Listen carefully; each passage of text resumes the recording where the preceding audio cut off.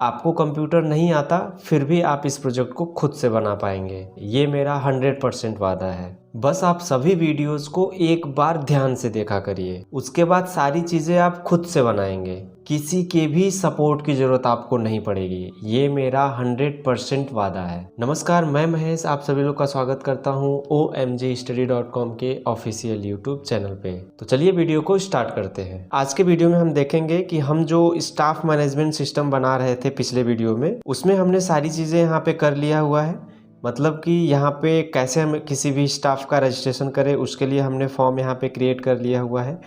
और किसी भी स्टाफ को हम कैसे सर्च कर सकते हैं, उसके लिए भी हम यहाँ पे यूज़र फॉर्म बना लिए हैं और अच्छे तरीके से कोडिंग भी कर लिए हैं। और हमारा सारा कोडिंग काम भी कर रहा है अच्छे तरीके से। आप यहाँ पे किसी एक स्टाफ को सर्च करके देख सकते हैं। आप देख सकते हैं यहाँ पे इस स्टाफ की पूरी डिटेल्स यूज़र फॉर्म में डिस्प्ले होके आ गई। इसके बाद हमने आप लोगों को पेमेंट वाला सिस्टम भी बताया था। मतलब कि ये हमने पेमेंट वाला यूज़र फॉर्म बनाया था और इसमें पेमेंट करने से पहले हमें क्या करना है, जिस स्टाफ को पेमेंट करना है उसे हम पहले यहाँ पे क्या करेंगे, सर्च करेंगे।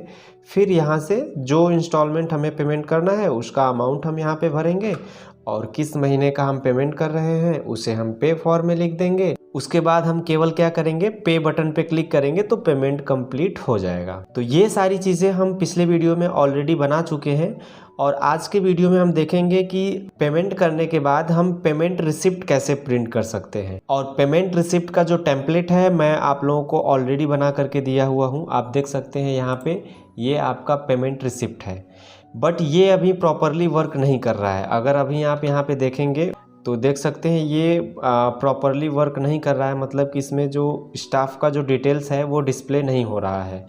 तो इसके लिए हमें क्या करना है, सिंपल ये जो बटन है ना शो डिटेल्स वाला, इसके लिए हमें कोडिंग करनी है। अभी ये काम नहीं कर रहा है, तो इसकी हम कोडिंग कैसे करेंगे।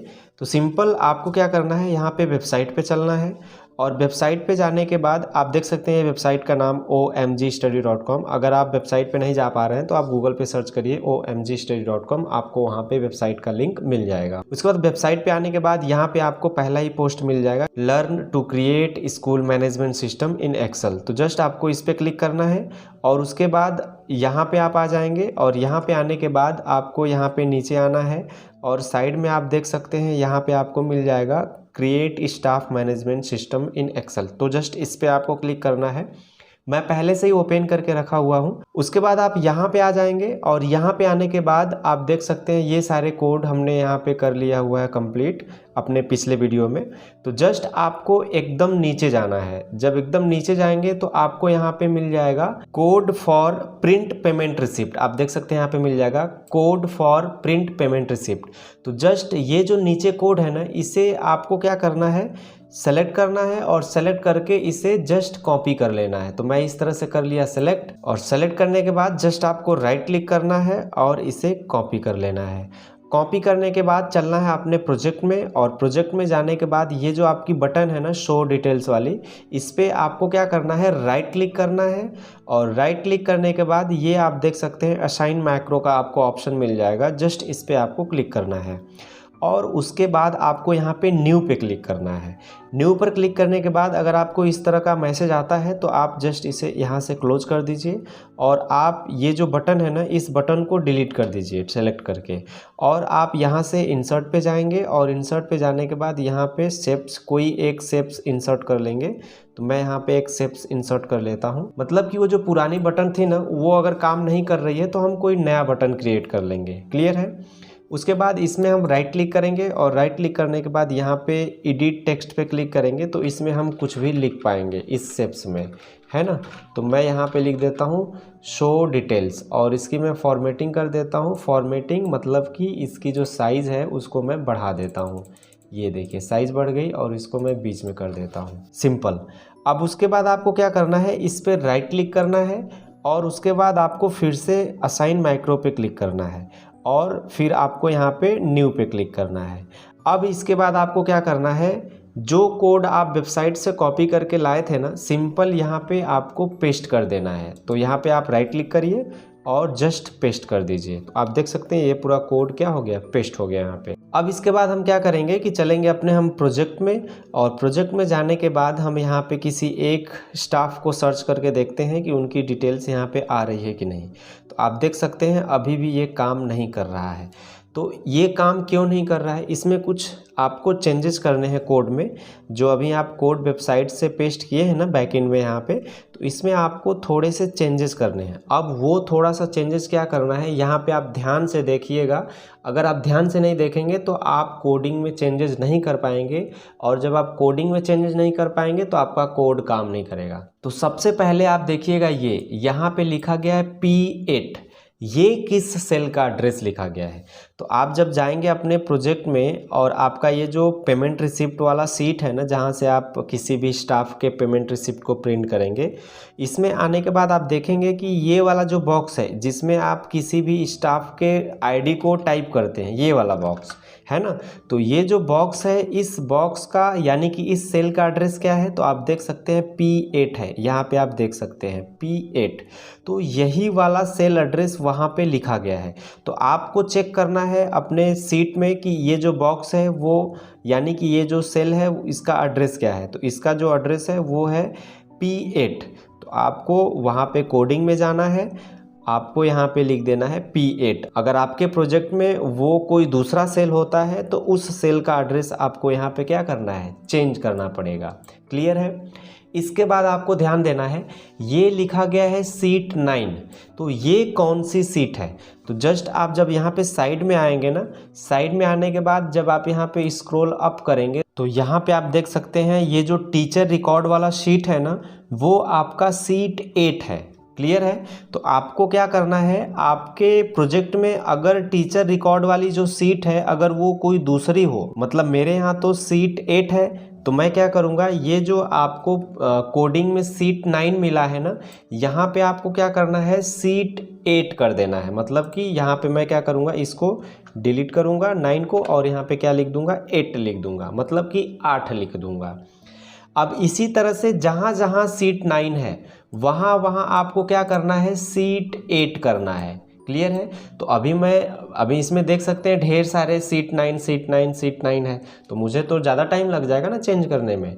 तो सिंपल मैं यहाँ पे शॉर्टकट यूज करूँगा।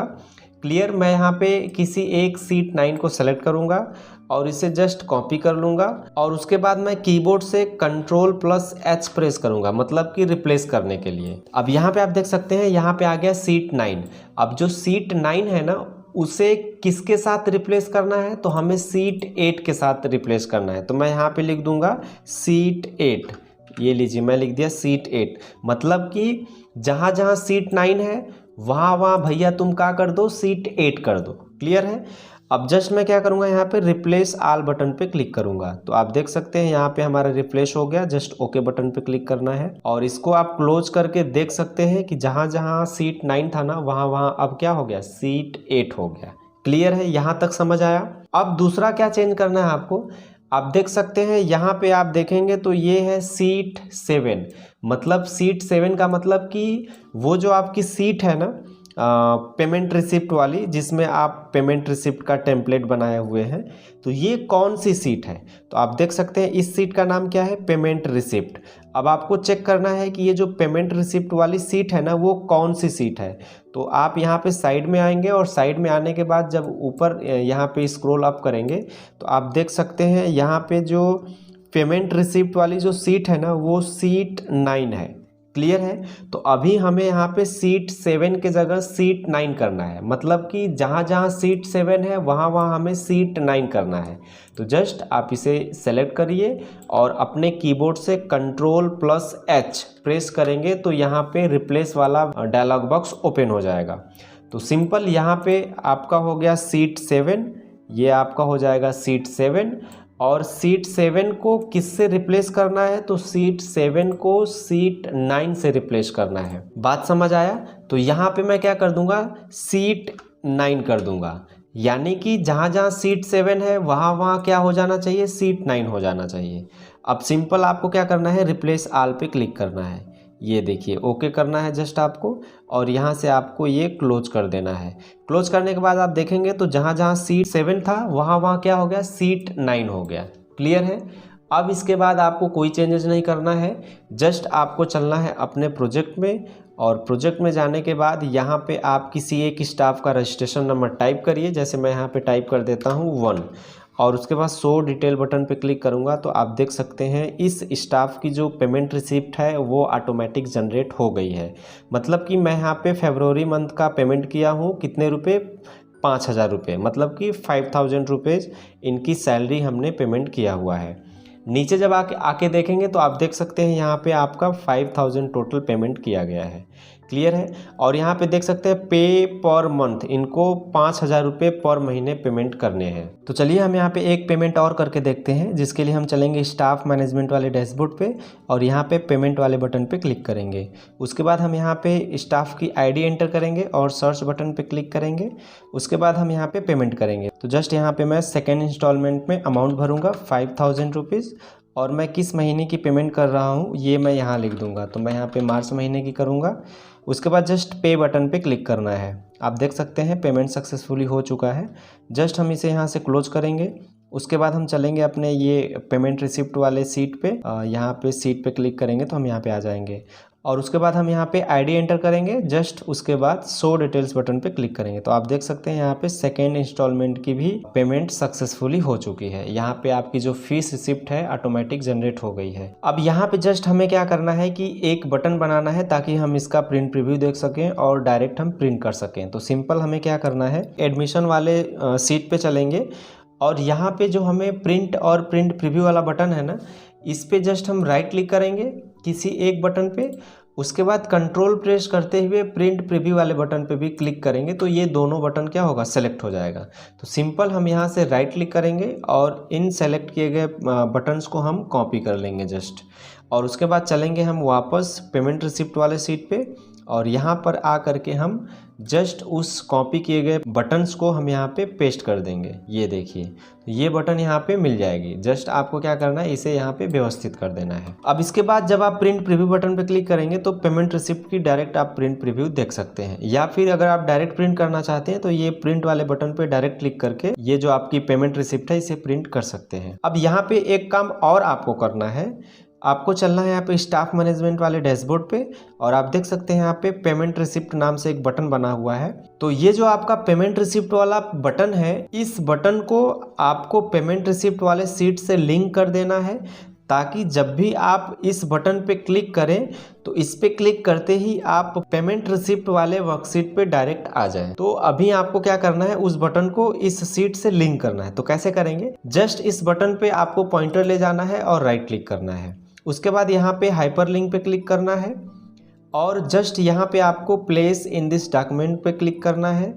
उसके बाद यहाँ से आपको क्या करना है, ये जो आपकी पेमेंट रिसिप्ट वाली सीट है ना, उसे यहाँ से आपको सेलेक्ट कर लेना है। तो ये देखिए मैं यहाँ पे सेलेक्ट कर लिया, और उसके बाद जस्ट आपको यहाँ पे क्या करना है, ये A1 लिखा हुआ है ना, तो यहाँ पे सेल का एड्रेस दिया हुआ है, तो आप यहाँ पे सेल का एड्रेस दे दीजिए P8। उसके बाद जस्ट यहाँ पे ओके बटन पे क्लिक कर दीजिए, और बाद में जब आप क्लिक करेंगे ना इस बटन पे तो आप उस वाले सीट में जंप कर जाएंगे। तो आप देख सकते हैं उस बटन पे क्लिक करते ही हम यहाँ पे इस वाले सीट पे आ गए। आई होप आप सभी लोगों को ये सारी चीज़ें समझ आ गई होगी। अगर इसमें आपको किसी भी प्रकार की दिक्कत होती है तो आप मुझसे कमेंट करके पूछ सकते हैं, मैं पूरी कोशिश करूंगा आप लोगों के कमेंट्स का रिप्लाई करने की। तो चलिए मिलते हैं नेक्स्ट वीडियो में, तब तक आप अपना ख्याल रखिए, स्वस्थ रहिए, खुश रहिए।